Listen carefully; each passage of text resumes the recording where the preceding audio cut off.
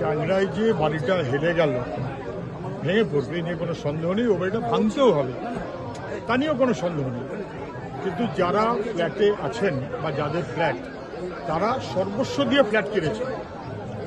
এবং কেন এইরকম একটা বাড়ি তৈরি করা হলো অথবা করতে দেয়া হলো, কর্পোরেশন কি করলো অথবা কেন দেখলো না, অথবা কি করে স্যাংশন দিল, কি করে মেনে নিল, দায়টা কি ফ্ল্যাট ওনারদের? ফ্ল্যাট ওনারদের দায় বলে বলেছেন মেয়র।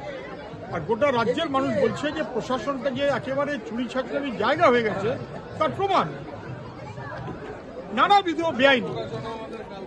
ফলে ফ্ল্যাটের যারা ওনার, তাদের দাবিটা হচ্ছে এই যে ভাঙা হবে, ভাঙা হোক, কিন্তু আমাদের বিকল্প পুনর্বাসনের ব্যবস্থা করে দেওয়া হোক। কারণ আমাদের তো সর্বস্ব গেছে।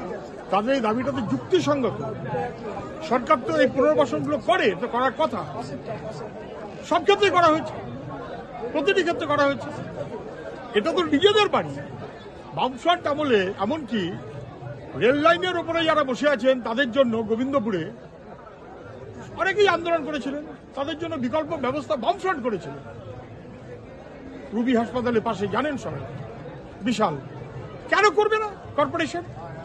দাবিটা যুক্তিসঙ্গত, কর্পোরেশনকে সেটা নিশ্চিত করেই আবার বাড়িও ভাঙতে হবে।